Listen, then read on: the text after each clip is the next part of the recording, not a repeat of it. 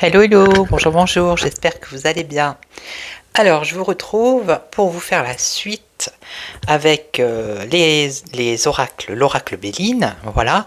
Donc là, aujourd'hui, c'est la quatrième partie. Donc on va faire Vénus, hein, les cartes sous l'influence de Vénus.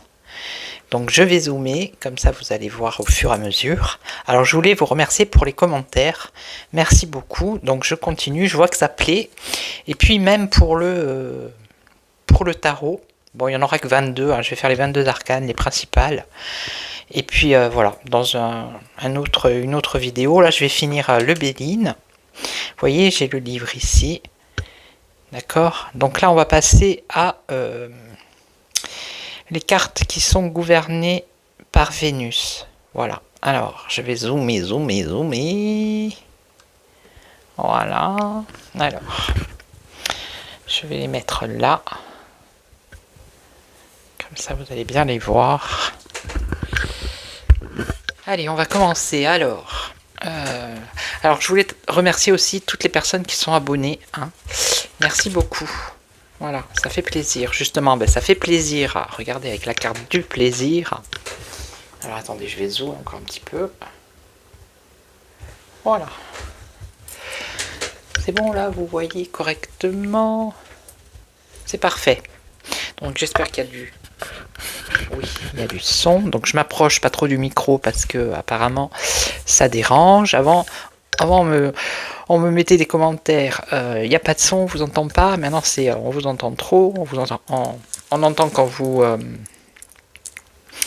Enfin, bref. Donc, je fais comme je peux, hein, pas comme je veux. Puis, je suis pas ingénieur du son. Alors, Vénus. Donc, Vénus est l'astre le plus brillant du ciel, le plus beau. Alors, ces 7 cartes vont donc être en rapport avec la beauté, les arts, l'amour et les plaisirs, bien évidemment. Voilà. Alors, mais Vénus a 2 visages. L'étoile du matin et l'étoile du soir. En effet, Vénus apparaît alternativement à l'est et à l'ouest, ce qui en fait un symbole de mort et de renaissance. Aussi, bien qu'elle soit d'une façon générale la planète des plaisirs et de tout ce qui est agréable, il ne faut pas oublier qu'elle est maîtresse de la balance, ou Saturne, symbolisée par le dieu à la faux et au maximum de sa force à 21 degrés de ce signe. C'est là que l'influence de Vénus se fait sentir dans son côté dur, justicier, d'autant qu'en tant qu'étoile du matin, elle annonce l'arrivée du soleil, le soleil de justice. Voilà, donc on va commencer par la carte des plaisirs. Alors, qu'est-ce qu'on voit sur la carte? On voit une lyre à 5 cordes. Les plus anciennes lyres avaient 5 cordes, puis il y en a eu à 7, puis à 12. Posée sur un socle coloré, la zone vibrante de la lyre, là où se trouvent les cordes, est bleu nuit. Le corps est jaune d'or et orné de 9 points noirs.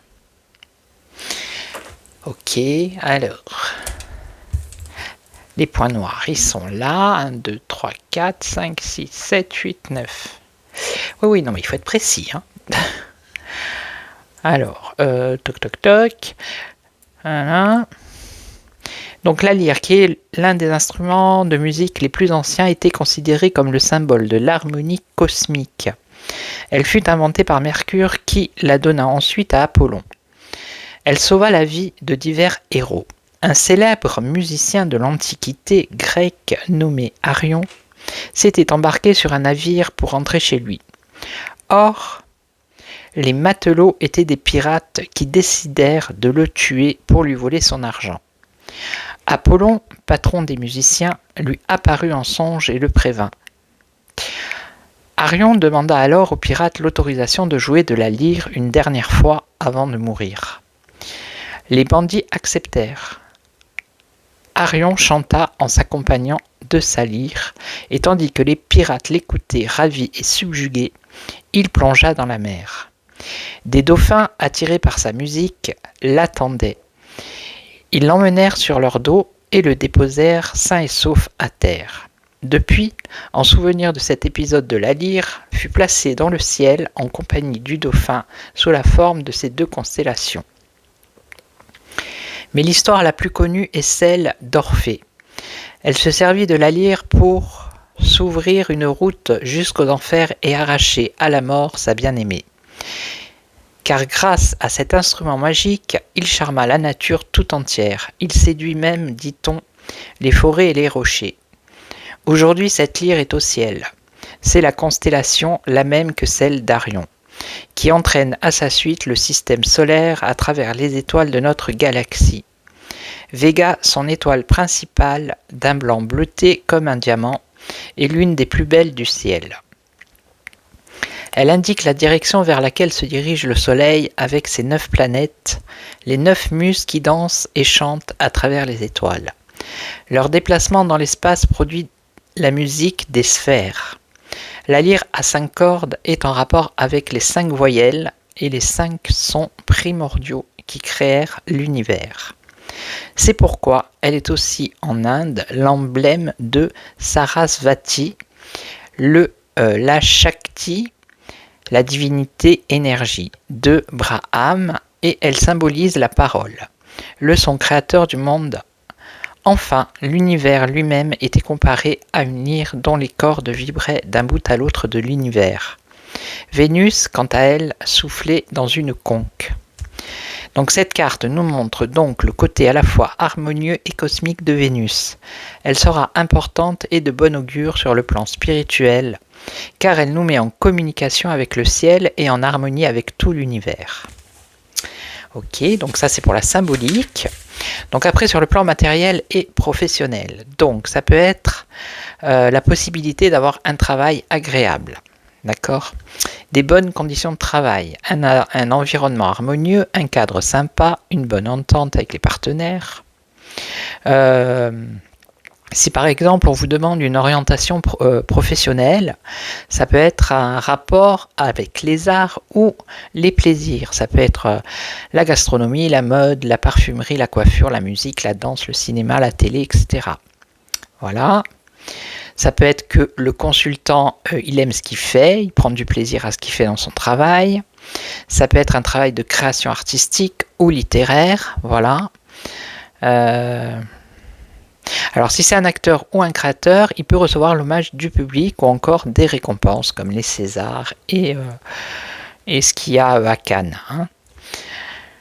Alors sentimentalement, c'est très bénéfique. Voilà, il y a une harmonie entre les personnes, harmonie des cœurs, les plaisirs sont partagés. Après, il faut voir avec les cartes, c'est toujours pareil, les cartes qui sont à côté. Voilà, si vous avez une carte un peu négative à côté, ça peut être une relation, mais qui est basée sur les plaisirs charnels. Vous avez compris. Hein. Donc, ça peut être une relation qui est superficielle ou temporaire. Ok. Ensuite, au niveau de la santé, c'est des organes en bonne santé, en harmonie, le corps est en harmonie, l'organisme se réaccorde, les douleurs s'en vont. Qu'est-ce qu'on dit ? Un bon état physique. En fait, voilà, c'est l'harmonie du corps, en fait. Hein, voilà. Et spirituel, donc c'est très bien, c'est très positif. Alors, ça peut être une extension du champ de la conscience, un accès à des plans supérieurs, une harmonie avec l'univers, le bon moment pour pratiquer des exercices spirituels, pour l'étude des sons, justement, en rapport avec la spiritualité, l'utilisation des sons comme les clés d'accès à des états de conscience modifiés, ça peut être la science des sons, voilà. Et ensuite, dans le domaine de l'occulte, ça peut être des apparitions de phénomènes de clairaudience. Voilà. D'accord ? Donc ça, c'était pour la 25. Alors maintenant, on va voir la paix. Alors, on en a besoin de cette paix mondiale. Alors, qu'est-ce qu'on voit là ? On voit une hache. On voit... Alors, je crois que c'est du laurier, là. Alors, une hache à double tranchant dressée au centre d'un faisceau de piquets ou de pieux de bois liés par des bandelettes. Autour, une couronne de laurier. Voilà. L'accent est mis sur la hache bleue nuit. L'image évoque le monde romain. En effet, les faisceaux formés de verges, baguettes en bois, avec une hache ou un pic au milieu, étaient chez les anciens Romains le symbole de la puissance des magistrats. Le mot licteur vient du verbe lier. Or, les licteurs à Rome étaient des hommes qui marchaient en file devant les premiers magistrats de Rome.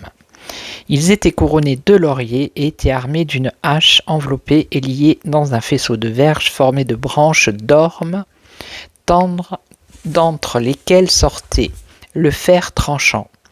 Les jugements de ces magistrats étaient exécutoires sur le champ. Telle était la terrible sentence. Va, licteur, lie les mains, délie les verges, frappe de la hache.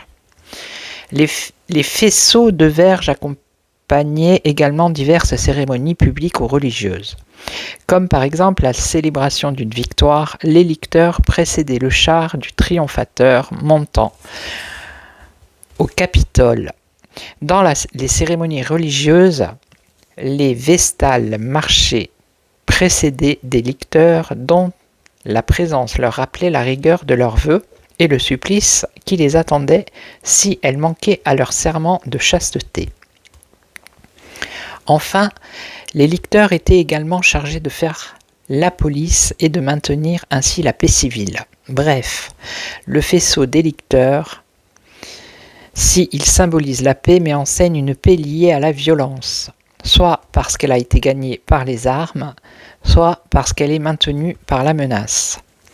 Ici, la fonction de Vénus est celle de maîtresse de la balance en tant que signe de justice et de jugement. L'oracle, qui à première vue semble plutôt paisible, a des connotations de violence sous-jacentes. Si la loi n'est pas suivie, gare au coup de hache. La couleur verte des lauriers évoque la paix, mais le rouge des bandelettes, qui entourent le faisceau jaune d'or, évoque le sang versé. La paix obtenue peut être chèrement gagnée. C'est ici Vénus du matin, la dame des batailles des anciens Sumériens. La hache à double tranchant présente deux aspects contraires et complémentaires de Vénus. Ces deux aspects sont en analogie avec les deux plateaux de la balance. Ils représentent le jugement entre l'acquittement et la condamnation, mais l'équilibre des deux forces de l'univers et ses lois. Alors, donc, sur le plan matériel et professionnel, alors, en cas de litige ou de procès, ça peut dire qu'on arrive à une solution. On arrive à un accord, on fait la paix. C'est la fin d'un conflit aussi. Et c'est toujours pareil, ça dépend toujours des cartes qui sont à côté. Voilà. Si là, par exemple, vous avez la paix qui est ici, et qu'après, vous avez... Comment Alors, attendez, je vais vous montrer vite fait. Après, c'est au ressenti. Hein. Bon, voilà, il faut en savoir un petit peu. Mais si par exemple, vous avez la paix ici, puis après, vous avez ça. Hein. Là, on voit un combat de coq, on voit de la colère, on voit le feu. Enfin, c'est la crise, quoi. Donc, c'est un moment de paix, mais qui ne va pas durer dans le temps. Vous voyez, parce qu'après, on a juste... voilà. Hein. C'est une petite parenthèse. Donc, qu'est-ce qu'on a d'autre Alors... voilà, tout dépend des cartes d'accompagnement. Ok. Alors, elle est favorable, cette carte, dans le domaine des affaires. On trouve un équilibre. On peut diriger son énergie vers la construction, le développement de son affaire. En cas de conflit avec des supérieurs, on trouve un arrangement. Voilà. Ensuite, qu'est-ce qu'on a ? Orientation professionnelle, on arrive à trouver sa voie. Et on arrive à s'imposer dans le domaine professionnel que l'on désire, avec des bonnes cartes bien évidemment qui sont voilà, autour. Alors, ensuite au plan sentimental, bon ben là c'est s'il y a un conflit, ben, il y a la paix après. Hein. Après, ça peut être aussi avec la hache, et c'est toujours pareil, avec les cartes qui l'entourent, ça peut être un conflit, comment dire, des rapports de force hein, dans le couple.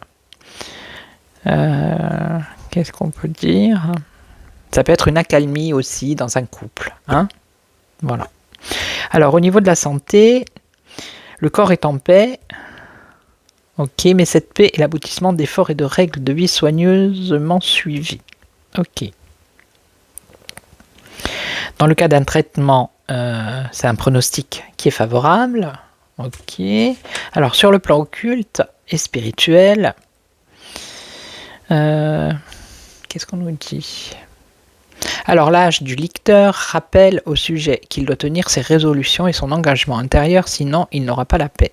Pire encore, il pourrait être victime d'un choc en retour. Pour un sujet qui travaille dans l'occulte, il y a un avertissement, il faut respecter les règles, un code déontologique. Alors ça peut être aussi que la voie de la spiritualité aboutissant à une paix intérieure ne se fait pas dans la mollesse, mais dans la bataille contre soi-même et avec courage. Voilà. Ok. Voilà. Alors, là, on va passer à l'union. L'union, qui, quand je fais des tirages sur la politique, c'est l'Union européenne pour moi, cette carte. L'union, l'alliance, l'engagement, vous voyez. Alors, que voit-on? Deux cœurs rouges sombres dressés au milieu des flammes qui brûlent sur un petit chaudron rond de couleur bleu nuit, posé sur un autel entouré d'une guirlande de fleurs, probablement de myrte, plante de Vénus. Ok? Alors, les deux cœurs, la flamme entourée d'une couronne de fleurs. Ok. Deux petites poignées de perles bleues ornent l'autel de chaque côté. Les perles sont consacrées à la lune et symbolisent la féminité. Leurs propriétés sont d'après la tradition aphrodisiaque et fécondantes. Chez les Grecs, elles étaient l'emblème de l'amour ou du mariage. Or, il y en a 7 de chaque côté. 1, 2, 3, 4, 5. Alors, 1, 2, 3, 4, 5, 6, 7. 1, 2, 3, 4, 5, 6, 7. C'est ça. Nombre correspondant au nombre de jours de la semaine, et le nombre 27 de cette carte correspond au nombre des signes lunaires. Il y a 28 maisons lunaires correspondant aux 28 levées de la lune dans un mois.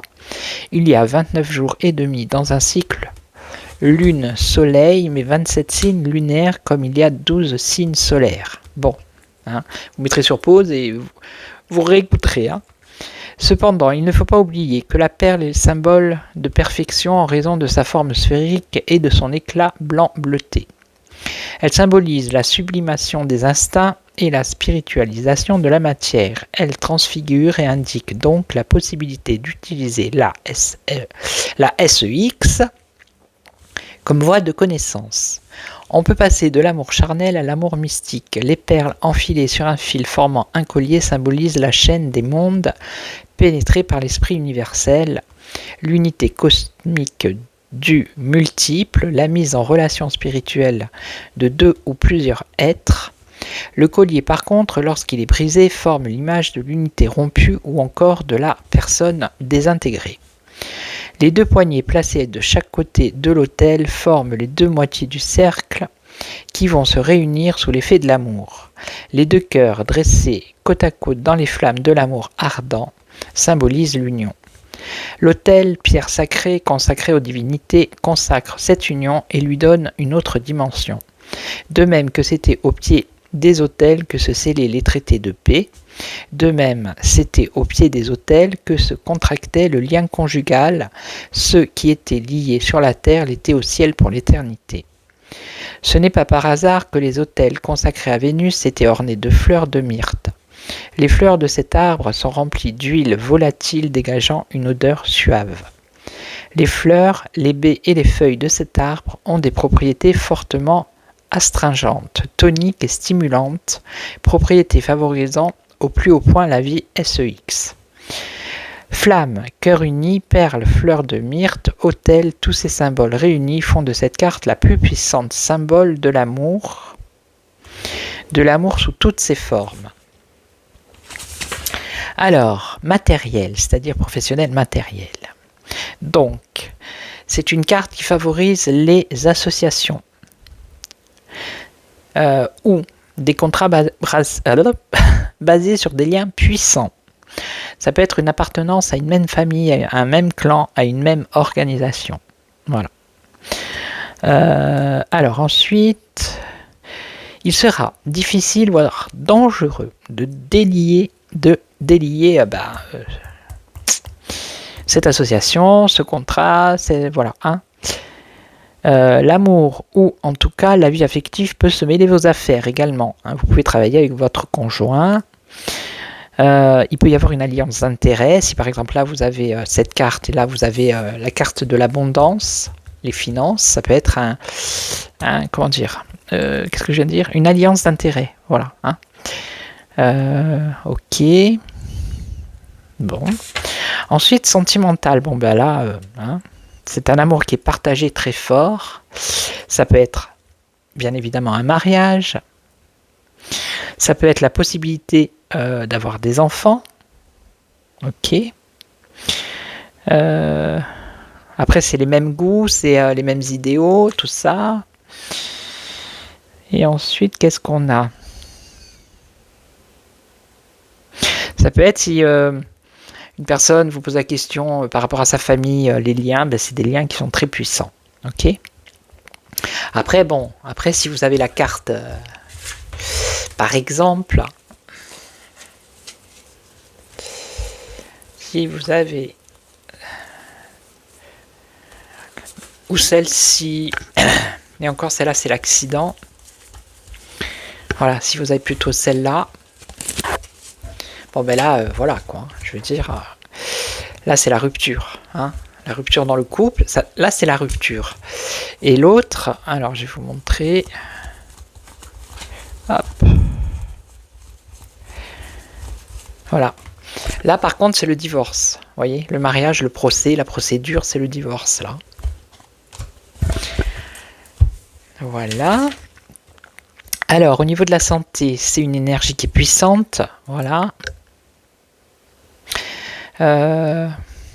Par contre, ça peut être, on aurait tendance à brûler la chandelle par les deux bouts. On vit sans compter les dépenses énergétiques au niveau de santé.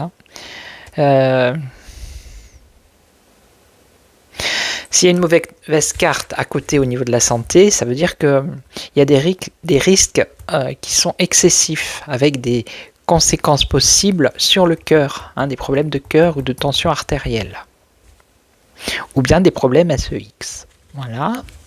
Alors, sur le plan spirituel, ça indique de très hautes possibilités.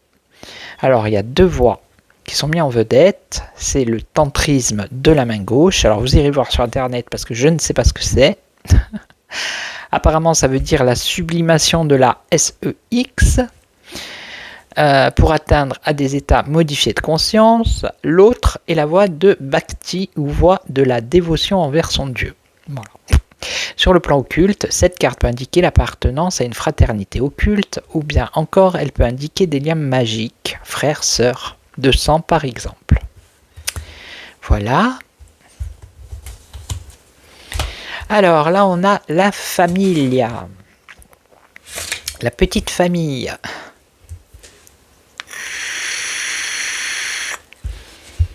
Alors qu'est-ce qu'on voit? On voit une poule qui se penche sur ses poussins, la tête inclinée vers eux, le bec ouvert comme pour leur parler. Elle écarte les ailes en signe de protection. Les poussins sautent en nombre de 5. 1, 2, 3, 4, 5. Oui. 4 aux 4 coins d'un carré. Tous les 4 tournés vers le centre où se trouve le 5e poussin. Eh oui, 1, 2, 3, 4 et là. Les poussins sont jaunes, mais 2 d'entre eux ont des ailes rouges. Les 2 là. Celui du centre et celui du coin avant gauche. Ces 2 poussins sont tournés l'un vers l'autre. Ouais, ils se regardent. poules sont généralement farouches, irascibles et querelleuses. Ce sont même des véritables mégères qui ne peuvent se tolérer entre elles.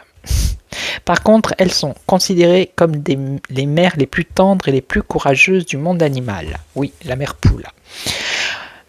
On les voit desséchées, exténuées par des couvaisons, se priver de toute la nourriture dont elles ont besoin pour la donner à leurs poussins. Elles les surveillent d'un œil vigilant et accourent rapidement vers eux en cas de danger. Elle les appelle à grands cris lorsqu'ils s'éloignent trop, la poule étant facilement sa famille aux chiens et aux chats de la ferme. On les voit se placer sur le corps des chiens de basse-cour pour leur nettoyer le poil, les becqueter, et en reconnaissance de ce service, le chien consent à partager avec elle sa gamelle. D'autres se lient d'amitié avec un chat ou un lapin. Les 5 poussins peuvent être en correspondance avec les 5 éléments: le feu, la terre, l'air, l'eau et terre. Ce qui indique que la poule doit veiller à l'équilibre de ses poussins. Mais les 5 poussins disposés géométriquement sur tout, l'accent est le nombre 5 qui est un nombre important. Il est la somme du premier nombre pair symbolisé par les 2 poussins aux plumes rouges et du premier nombre impair symbolisé par les 3 poussins jaunes, et donc signe d'union entre le pair et l'impair. Pour cette raison, il était considéré par les pythagoriciens comme le nombre nuptial, alliance du 2, principe femelle, et du 3, nombre mâle. Il est aussi considéré comme principe de vie.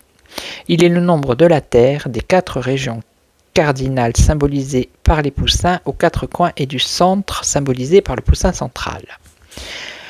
Mais le 3 est aussi nombre du ciel et le 2 nombre de la terre, ce qui fait que le 5 symbolise également l'union du ciel et de la terre. Enfin, il est aussi le nombre du centre, le poussin du centre, de l'harmonie et de l'équilibre.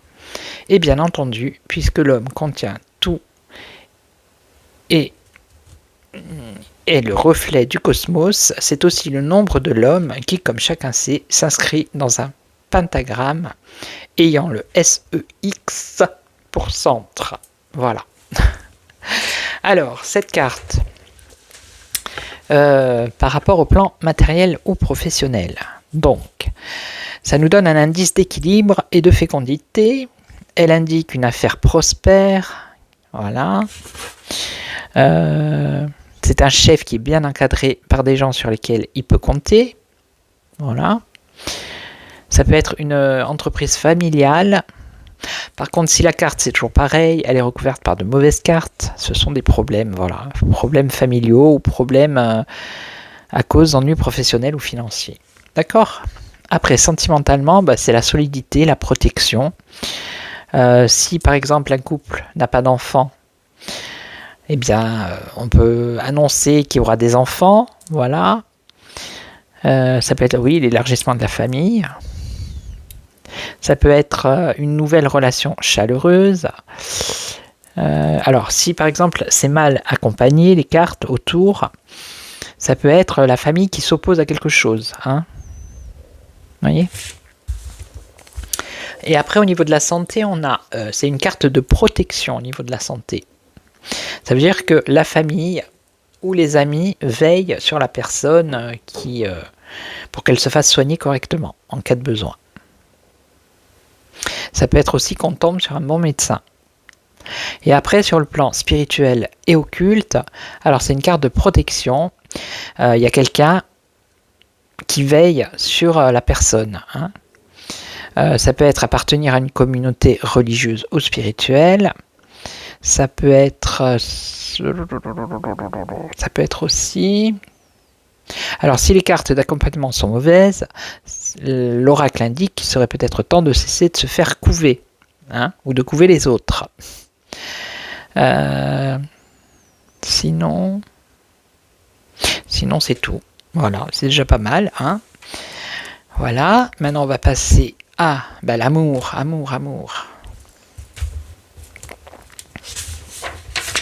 C'est toujours pareil, c'est par rapport aux cartes qui ou que vous mettez dessus, ou les cartes qui sont autour. C'est voilà quoi. Mais c'est au fil du temps, ça vient. Après, ça va être automatique. Voilà, vous n'allez pas réfléchir à dire ah oui la carte de l'amour elle est à côté de nana. Après, ça va être voilà un automatisme. C'est pour les personnes qui débutent et vous voyez. Après, c'est l'intuition. C'est ce que vous ressentez aussi vous quand vous voyez quand vous tirez les cartes. Comment vous ressentez le tirage, hein? Alors, là, qu'est-ce qu'on a? L'amour. Une colombe jaune d'or, les ailes largement écartées, soutient une couronne de fleurs dans laquelle s'encastrent deux cœurs roses d'où s'échappent deux petites flammes. Oui. On retrouve la couronne rouge et verte de Vénus de la carte 27, l'union, mais le brasier brûlant a fait place à deux petites flammes sortant des cœurs qui ne sont plus rouges mais roses. L'union torride a fait place à un amour plus doux, plus serein. Les colombes vivent en monogamie et ne pondent qu'un petit nombre d'œufs que le mâle et la femelle couvent successivement. Depuis l'épisode de Noé dans lequel la colombe lui rapporta un rameau d'olivier, cet oiseau est également symbole de paix et d'harmonie. Donc là, c'est la paix et l'harmonie sentimentale. Alors, mais surtout, la colombe est l'oiseau de Vénus qui tantôt portait à la main, tantôt l'attachait à son char et souvent prenait sa forme. Dans l'Antiquité, en effet, la colombe était considérée comme un oiseau sacré. On dit qu'elle nourrit Jupiter, mais c'est qu'en phénicien, le mot colombe signifie prêtre. Deux colombes furent particulièrement célèbres en raison de leur don de prophétie. L'une était blanche. Elle se rendit à Dodone, aujourd'hui en Albanie, et prophétisait sur un chêne. Dodone était célèbre par son temple de Jupiter, et c'est là que se trouvait l'oracle le plus ancien de la Grèce d'origine égyptienne. Les prêtresses de ce temple s'appelaient colombes, et elles interprétaient les oracles de Jupiter en écoutant les bruits de la forêt. C'est probablement en souvenir de cet épisode que le mot colombe s'employa autrefois pour exprimer des jeunes filles, des jeunes vierges, simples et timides, car la colombe est symbole de chasteté et de pureté. Mais certaines sociétés initiatiques utilisent encore de nos jours des colombes dans leurs rituels. L'autre colombe était d'or. Elle alla en Libye et se plaça entre les cornes d'un bélier. Puis elle alla transmettre son don de prophétie aux arbres, après quoi elle alla elle aussi s'installer sur un chêne près duquel on allait la consulter par l'intermédiaire des prêtres. Cette vénération de la colombe se transmit dans le christianisme, puisque le Saint-Esprit apparut sur la tête du Sauveur sous la forme du colombe quand il fut baptisé par Saint Jean. Mais déjà dans l'Ancien Testament de la loi de Moïse, ordonnait aux femmes d'apporter une paire de colombes lors de leur purification. Nous voyons donc que si cette carte, à première lecture, signifiera l'amour entre des êtres jeunes et charmants, un autre niveau de lecture, plus ésotérique, sera en rapport avec la voyance et la prêtrise. Donc, sur le plan matériel et professionnel, alors, la carte indique surtout qu'elle s'effectue dans un milieu où règnent les bons sentiments et l'entente cordiale. Voilà. Alors, qu'est-ce qu'on peut dire?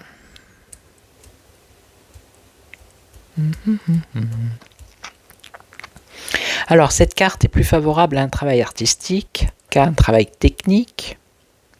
Si c'est pour une orientation professionnelle, ben c'est une orientation artistique. Ça peut dire que la personne, elle travaille ou elle va travailler en association avec son partenaire amoureux. Voilà. Après, sur le plan sentimental, bon, ben, c'est favorable. C'est l'amour partagé, sincère, le bonheur, les fiançailles. Voilà. Après, au niveau de la santé, les énergies sont saines et équilibrées. C'est une longue vie. Pas beaucoup de soucis de santé. Et s'il y a une maladie, ben, c'est une bonne convalescence. Ensuite, au niveau spirituel et occulte, c'est excellent dans le domaine spirituel. Voilà. Sur le plan occulte, c'est une protection. Ok. J'essaie, voilà, d'aller un peu vite parce que sinon elle va faire 3 plombes encore. Vous allez peut-être vous ennuyer. Donc là, on a l'invitation.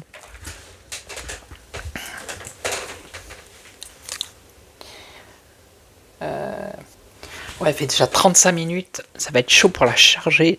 Bref. Alors là, on arrive avec l'invitation. Donc la table. Hein, c'est la carte de la table.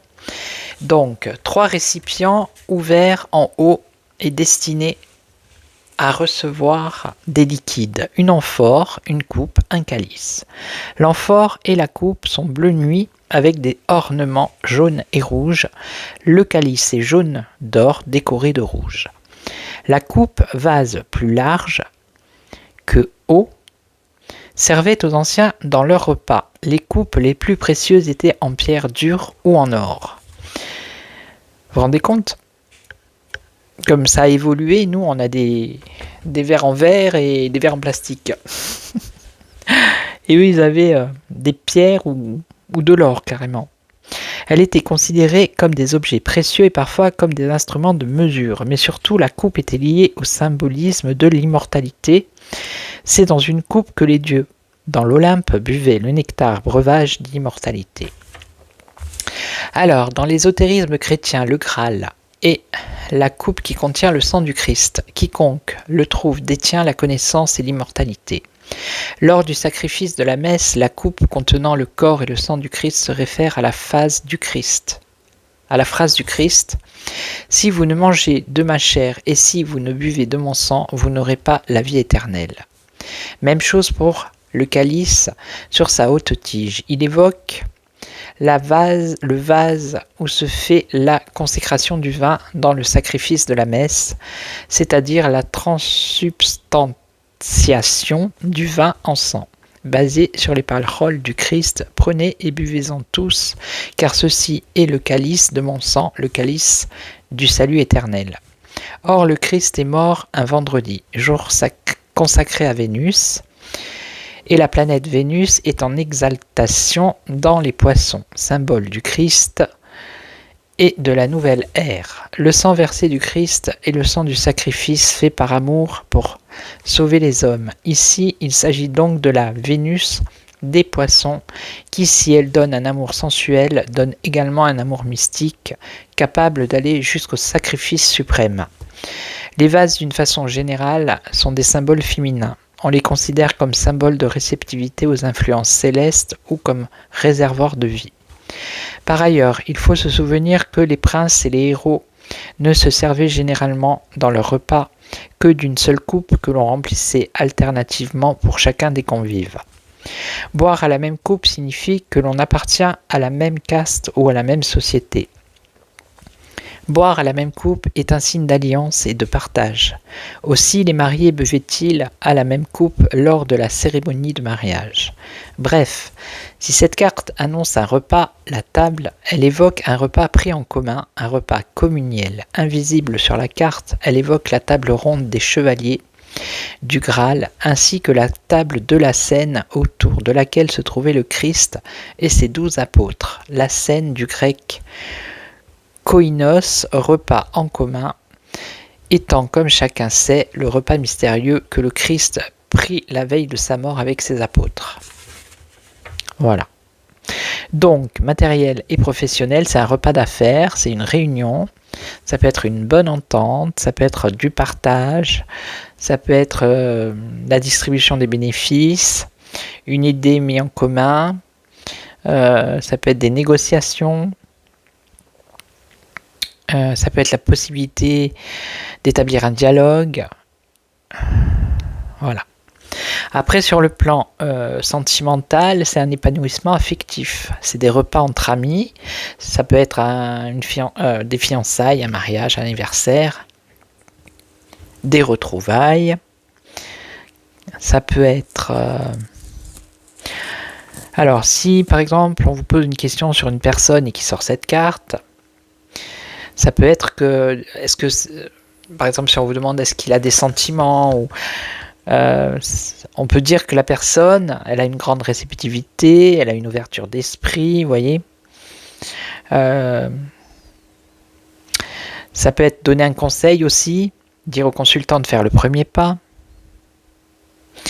Et si c'est pour une question qui concerne la possibilité d'avoir un enfant, la réponse elle est positive. Voilà. Après, au niveau de la santé, c'est une grande réserve de vitalité. Si c'est accompagné de mauvaises cartes, ça va dans l'excès. Hein. Et par exemple, l'excès de boisson. Et après, spirituel et occulte, c'est la réceptivité. C'est la réceptivité au mysticisme. Alors, c'est favorable pour la méditation. Ça peut être aussi la retraite religieuse. Sur le plan occulte, elle facilite la perception extrasensorielle. Voilà. S'il y a des mauvaises cartes autour, elle peut indiquer des dangers concernant des expériences de spiritisme. Et elle est une contre-indication à se faire hypnotiser. Et ça peut être aussi une trop grande réceptivité. Et que la personne, elle doit se protéger et fuir des influences négatives. Voilà. Donc je sais que c'est beaucoup de choses à intégrer. Moi, j'en connais même pas la moitié, quoi. Je veux dire, au plan spirituel, occulte, voilà, hein, la santé, bon, à peu près. Sentimental, ça va. Professionnel, mais bon, tout ce qui est là, spirituel, occulte. Maintenant, voilà. Il y a une belle histoire. Il y a, par rapport au symbole, hein, la coupe, tout ça. Et ça aide, hein, ça aide de se remémorer ça, vous voyez, ça aide. Alors, la dernière, je crois que c'est la dernière, hein, la passion. Bah oui, c'est la passion. C'est la passion. Et après, on aura qui alors? Après, on va attaquer, après on va être avec Mars. Aïe, aïe, aïe. Allez, on se fait la dernière. Alors, la passion, alors on a eu les cœurs rouges, les cœurs comme ça, regardez. Vous voyez, je ne sais pas si vous voyez, je pense que oui. Vous voyez? Allez, alors un beau coq. Là. Un beau coq, couleur de feu au bec pointu noir et recourbé, à l'aspect menaçant et surmonté de 2 cœurs rouges sombres. Chacun d'eux est transpercé d'une flèche et surmonté d'une flamme.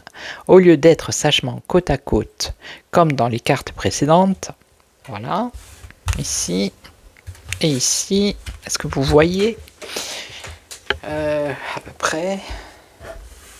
Hop, hop, d'accord. Alors, comme dans les cartes précédentes, j'ai perdu la ligne, tout va bien, c'est là.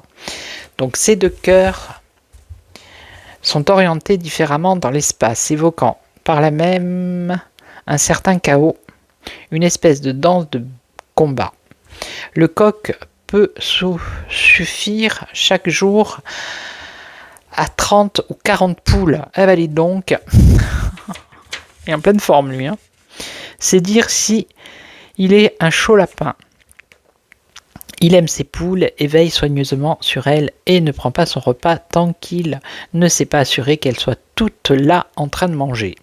Cependant, il est jaloux autant qu'amoureux.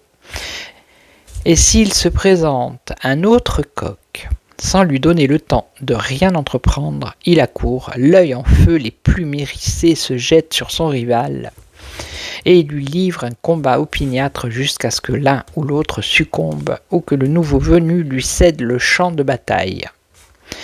Le désir de jouir, toujours trop violent, le porte non seulement à écarter tout rival, mais même parfois à battre ou tuer les poussins pour jouir plus à son aise de la mer. Eh ben dites donc, la psychologie du coq, hein, bonjour l'ambiance. En dehors de ses caractéristiques relativement terre à terre, le coq est un symbole solaire du fait que son chant annonce le lever du soleil. Aussi, sur le plan plus ésotérique, il annonce la manifestation de la lumière et l'accès à l'initiation. Aussi, une fois les passions maîtrisées, notamment le désir, l'attachement et la convoitise, cette carte peut annoncer l'accès à des plans supérieurs, d'autant que le coq est symbole de courage, son courage dans les combats. De bonté, il partage sa nourriture avec les poules. D'intelligence, d'après la Bible, le coq est le symbole de l'intelligence venue de Dieu et de confiance. Il annonce le lever du jour sans jamais se tromper. Ici, c'est Vénus tout entière à sa proie attaché mais capable de maîtriser ses instincts. C'est aussi la Vénus du matin, Lucifer, compagne et messagère de l'astre du jour, celle qui précède et donc annonce le lever du soleil. Donc, pour la divination, alors matériel et professionnel. Alors, ça veut dire que les affaires ne se règlent pas dans la sérénité, il y a trop d'intérêt. D'accord ? Si c'est pour des négociations, il faut repousser l'échéance dans l'espoir que les passions se refroidissent. Il faut garder un certain recul. Si c'est pour une affaire, c'est difficilement contrôlable. D'accord ? Parce qu'il y a la passion. Il peut y avoir de la jalousie, du désir au travail. Si c'est une orientation professionnelle, alors ça pourrait être... s'il peut y avoir une véritable vocation qu'il conviendra de ne pas négliger, si par exemple, si c'est pour un adolescent qui est tout feu tout flamme. Voilà. Ça peut être aussi sur le plan mondial, de trouver une solution à un problème.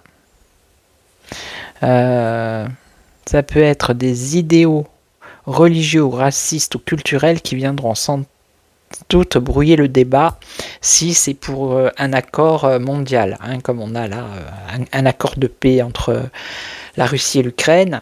On voit que des deux côtés, voilà quoi, c'est passionné, pas passionnel, hein, passionné. Il y a des sentiments de jalousie, de pouvoir, alors, dans les cas de négociation lors d'un divorce, voilà, ça peut être des confrontations qui vont être compliquées et difficiles. Hein. Alors après, au niveau sentimental, c'est un amour passionné. Donc passionné, ça peut être jaloux et exclusif. Hein. C'est pas toujours... voilà. Par exemple, si ça concerne un partenaire, il va falloir se méfier si, par exemple, on ne veut pas être étouffé par la jalousie du partenaire. Hein. Ok. Après, si par exemple la carte, là on a ça et ça, je veux dire, voilà, ça va quoi, ça va. Hein, ça va. Par contre, si on a cette carte avec celle-là, il risque d'y avoir des soucis, vous voyez. Alors, après, au niveau de la santé, on a... Alors, ils disent que la carte n'est pas tellement mauvaise, mais c'est toujours pareil. S'il y a des excès, il y a le côté passionné et sanguin. Il peut y avoir des palpitations, de l'hypertension. Et après, spirituel et occulte, ça veut dire que la personne, elle ne peut pas rester comme ça sans rien faire, avoir une vie tiède. Et il y a un besoin de canaliser les énergies. Voilà. Et que c'est la passion qui fait vivre la personne et que la personne ne peut pas faire les choses à moitié. Elle doit s'engager tout entière, mais il faut maîtriser son énergie. Hein. Et alors attendez, après au niveau, c'est tout. Voilà. Et c'est tout, voilà. Donc n'hésitez pas à me laisser des commentaires, hein, si que je puisse me corriger, parce que des fois vous avez vu je bafouille, parce que je vais aller un peu vite, parce que sinon la vidéo va faire 3 plombes. Et puis voilà, donc prenez des notes, si ça peut vous aider, moi c'est voilà, j'avais envie de faire ça pour transmettre, hein. Voilà, et puis je le ferai avec le tarot, puisqu'apparemment ça intéresse. Donc moi je vais vous laisser. Je vous retrouve très très vite, je ferai la suite, donc la prochaine c'est Mars. Là, ça va être chaud patate. Mars, dieu de la guerre. Hein. Ok, donc je vais vous laisser, je vous souhaite une excellente soirée et surtout, prenez soin de vous. Ciao, ciao, merci à tous.